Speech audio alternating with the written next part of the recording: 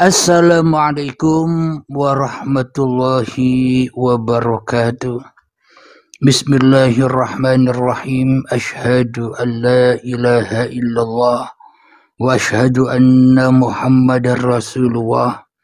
Allahumma salli ala sayyidina Muhammad wa ala ali sayyidina Muhammad.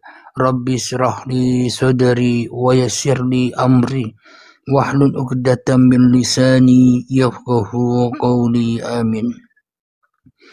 Bismillahirrahmanirrahim. Salam hormatku, salam ta'zimku selalu buat para sahabat-sahabatku tercinta, terkhususnya yang ada di Alaska, Brunei Darussalam, Malaysia, Singapura, Filipina, Thailand, dan yang ada di dalam negeri, terkhususnya pula yang hadir di dalam live TikTok di malam ini, yakni hari Rabu tanggal 7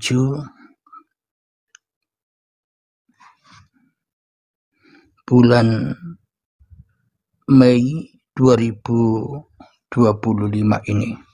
Semoga saya dan kita semua senantiasa selalu di dalam limpahan berkah dan lindungan dari Allah Subhanahu wa Ta'ala.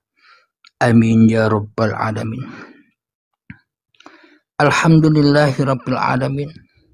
Banyak yang bertanya pada saya lewat kolom komentar di video-video YouTube saya.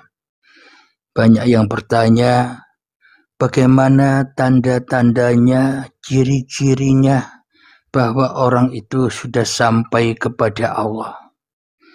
Cirinya bagaimana? Tandanya bagaimana? Alhamdulillahirabbil alamin. Ciri-cirinya, tanda-tandanya, bila sudah tidak ada manusianya lagi di hati, bila sudah yang nyata hanya Allah, yang hidup hanya Allah, yang kuasa hanya Allah, semuanya milik Allah, dan disitulah tanda-tandanya, maka manusia itu akan ketemu dengan alam enjoy saja, menyaksikan apa yang sudah tersaksikan, enjoy saja mendengar apa yang sudah didengar, enjoy saja merasakan apa yang dirasakan, enjoy saja dengan pikiran apa yang telah dipikirkan. Kenapa kok bisa enjoy? Karena semuanya sudah dikuasai, sudah dipelihara, sudah dijaga, dan sudah di genggaman Allah itu sendiri. Jadi tanda-tandanya sudah tidak ada lagi manusianya. Memang bila ini diucap atau diceritakan, memang sepertinya hanya khayalan belaka. Memang bila manusianya yang memikirkan, ya semuanya serba khayalan. Namun bila Tuhan yang berkuasa atas diri manusia, maka bukan khayalan lagi, akan tetapi sudah kenyataan yang sudah terjadi. Seperti kalamullah yang ada di Al-Quran, Muhammad, bukan kamu yang melempar itu, tapi akulah yang melempar. Disinilah pembuktian bahwa sebenarnya Nabi Muhammad itu tak pernah ada. Adanya Nabi Muhammad karena adanya Allah. Sebenarnya manusia itu tidak ada. Adanya manusia karena adanya Allah. Disitulah tanda-tandanya atau ciri-cirinya, maka manusia sudah tak merasa sampai lagi. Manusianya sudah tak merasa sudah di sisi Allah lagi. Kenapa? Karena yang ada memang ya hanya Allah. Karena yang nyata ya hanya Allah. Itulah tanda-tandanya. Jadi memang hal seperti ini sulit untuk diceritakan dan sulit untuk dijelaskan. Hanya sang pelaku sendiri yang tahu, hanya sang pelaku sendiri yang mengalaminya. Alhamdulillahirabbil alamin. Itulah tanda atau ciri bahwa manusia itu sudah sampai kepada Tuhan. Alhamdulillahirabbil alamin. Tandanya lagi adalah ketika kita dihujat, dicemooh, dihina, direndahkan, kita tidak marah, enjoy saja. Kenapa? Karena yang disaksikan bukan manusia lagi. Kenapa? Karena semuanya adalah cerita Allah itu sendiri. Kemanapun kau hadapkan wajahmu, kau hadapkan pandanganmu, kau hadapkan pendengaranmu, kau hadapkan perasaanmu, kau hadapkan ingatanmu, ya disitulah aku. Jadi sebenarnya tanda-tandanya, ciri-cirinya orang yang sudah sampai kepada Allah sudah tidak takut lagi murtad. Sudah tidak takut lagi sesat. Kenapa? Karena sudah sampai. Tidak ada lagi yang ditakutinya. Tak ada lagi yang bisa menggoyang imannya. Imannya sudah teguh. Kenapa kok bisa teguh? Karena manusianya sudah tidak ada lagi. Yang ada hanya Allah. Kira-kira sahabatku, penjelasan yang singkat ini bisa dipahami atau masih belum dipahami? Coba jawabannya di bawah.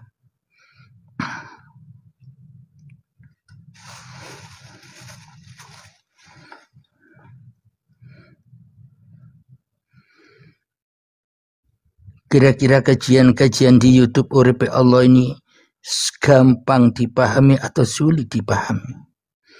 Karena memang melihat judul-judul yang ada di YouTube Uripe Allah ini semuanya serba terbalik. Kemarin membuat judul yang mestinya manusia beriman kepada Tuhan, tapi saya balik Tuhan yang beriman kepada manusia.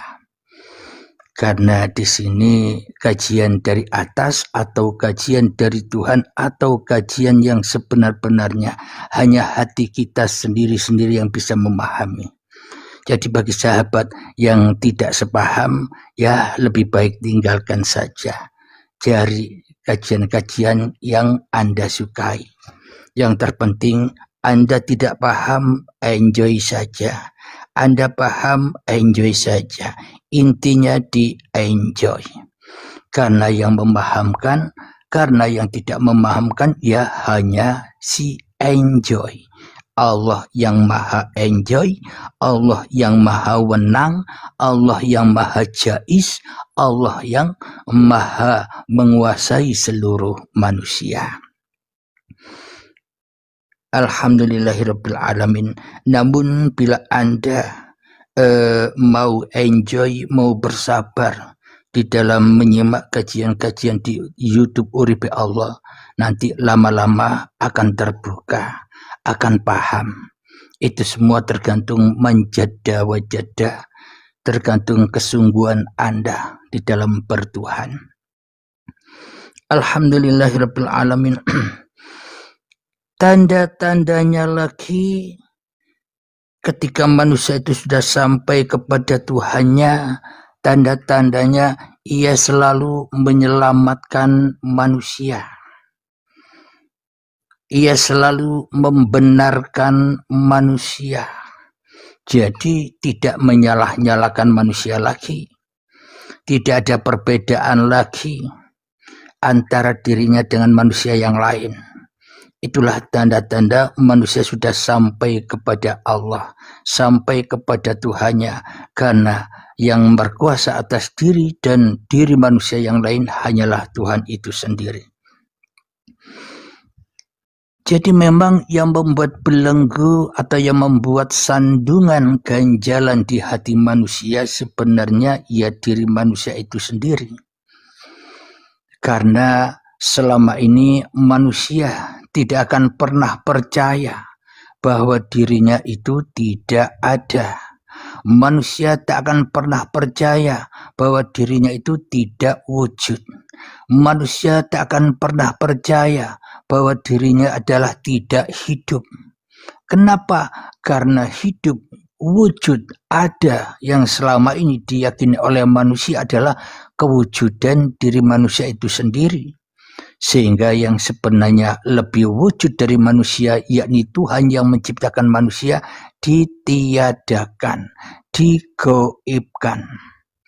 Itulah tandanya bahwa kita selama ini belum sampai. Tanda-tandanya lagi manusia yang sudah sampai kepada Tuhannya, maka manusia itu sudah tidak butuh bermakrifat lagi. Kenapa? Karena yang butuh bermakrifat kepada manusia ia hanya Allah. Allah yang butuh bermakrifat kepada manusia. Namanya saja makrifatullah. Maka ia hanya Allah yang bermakrifat. Kita mah enjoy saja. Wong kita ndak makrifat kok. Maka dari itu ketika kita sudah tidak makrifat lagi, maka disitulah makrifatullah yang ada. Jadi manusianya tidak sibuk lagi mencari Tuhannya, karena Tuhannya lah yang wajib menemukan manusia sebagai ciptaannya. Karena sesungguhnya manusia ini tidak pernah terlepas dari Tuhan, dari awal penciptaannya, yakni dari tanah. Sampai jadi bayi, sampai setua ini tak luput atau tak jauh atau tak terpisah dengan Tuhan. Karena yang menyebutku namaku Abdul Halim, ya Tuhan itu sendiri. Karena yang menyebut Anda, nama Anda siapa? Ya Tuhan itu sendiri. Makna Tuhan di sini adalah hidup, hayat. Tanpa hidup, tanpa hayat, cerita diri Abdul Halim takkan pernah ada. Tanpa hidup, tanpa hayat, cerita diri Anda pun juga takkan pernah ada. Jadi memang kita diadakan oleh Allah untuk memerankan peran-peran Allah sendiri. Ada yang berperan sebagai lelaki, ada yang berperan sebagai wanita, ada yang berperan sebagai anak, ada yang berperan sebagai orang tua, dan sebagainya. Semua itulah peran-peran hidup. Bila tak ada hidup, bila tak ada Allah, maka tak akan ada peran-peran itu. Jadi nama yang biliunan banyaknya ini berdiri dari nama yang satu, yakni Allah. Jadi Allah pun juga nama. Namanya siapa? Namanya hidup. Bila tidak hidup, maka tak akan pernah bisa menyebut Allah. Alhamdulillahirabbil alamin. Karena sesungguhnya Allah yang butuh kita, bukan kita yang butuh Allah.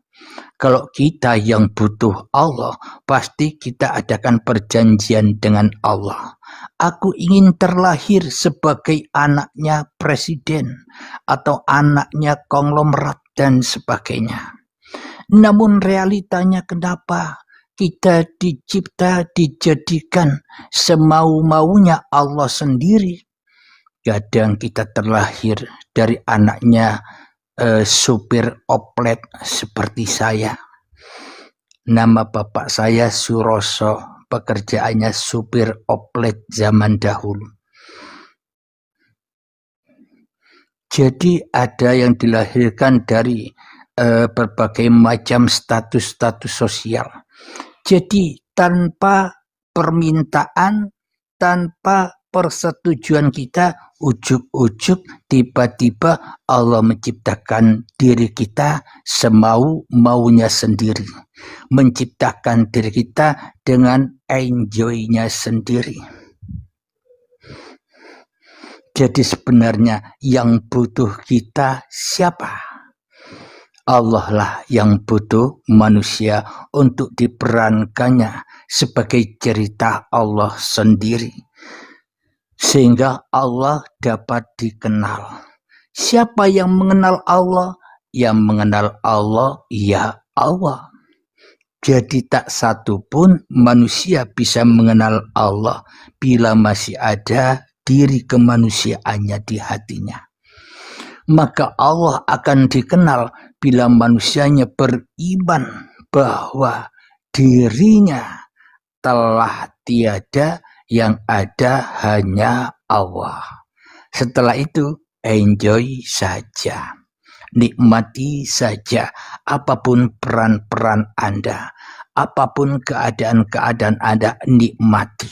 Itulah ciri-ciri orang yang sudah sampai kepada Tuhannya, yakni menikmati Tuhan, nonton Allah sambil makan popcorn. Kira-kira bisa dipahami abangku yang di bawah?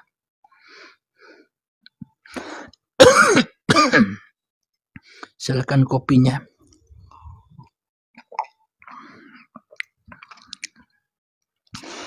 Memang di kajian enjoy ini sangat amat simpel, membuang istilah-istilah kata yang memabukkan manusia, yang membuat bingung manusia, yang membuat pening manusia.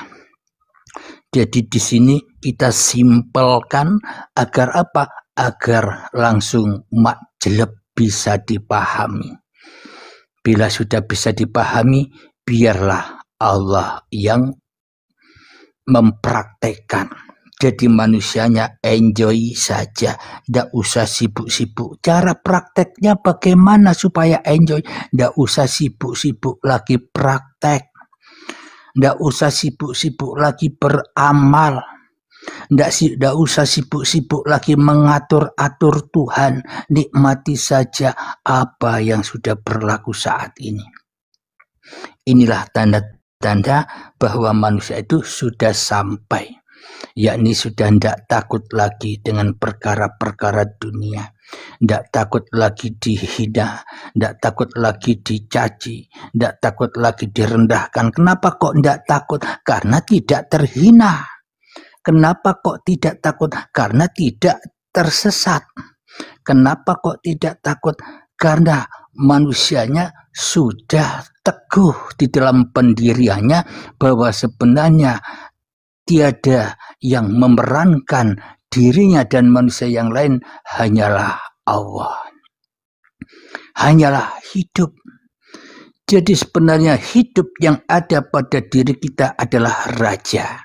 Raja di rajanya alam semesta. Bila kita tidak hidup, maka kita tak akan pernah bisa menyaksikan alam semesta. Bila kita tidak hidup, maka kita tak akan pernah menyaksikan cerita diri manusia kita sendiri. Karena selama ini kita telah salah paham, salah iman, salah takwa, salah akidah di dalam beragama dan bertuhan, sehingga selama ini kacau balau.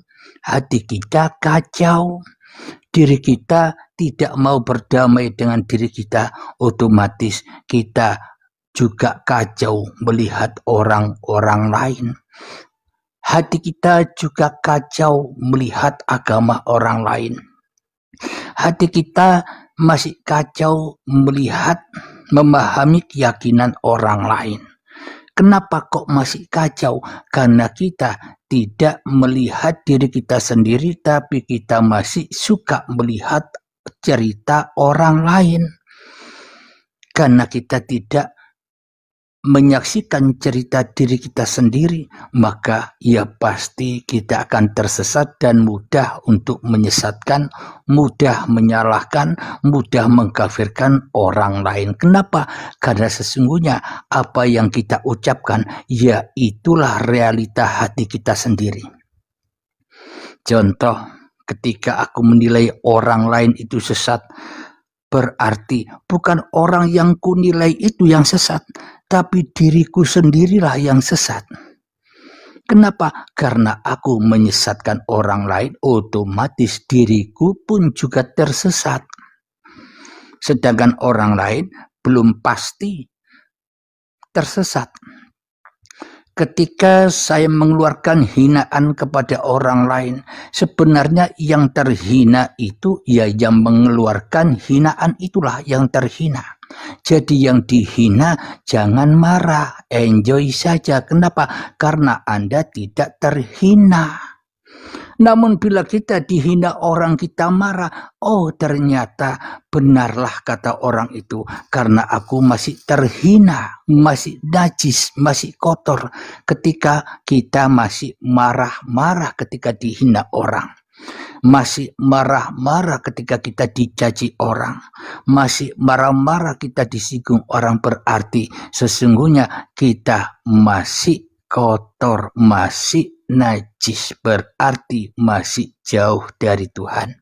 Karena Tuhan yang ada di dalam hati kita selama ini ya Tuhan yang palsu, yakni hawa nafsu sudah menduduki kerajaan Tuhan di dalam dada kita selama ini. Alhamdulillahirabbil alamin. Semoga saya dan kita semua bisa memahami ya.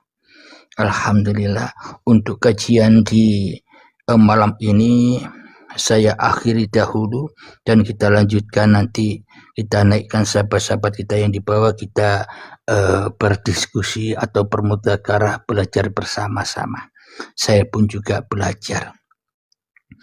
Alhamdulillahirabbil alamin. Rabbana atina fid dunya hasanah wa fil akhirati hasanah wa qina adzabannar. Dan akhir kalam, assalamualaikum warahmatullahi wabarakatuh.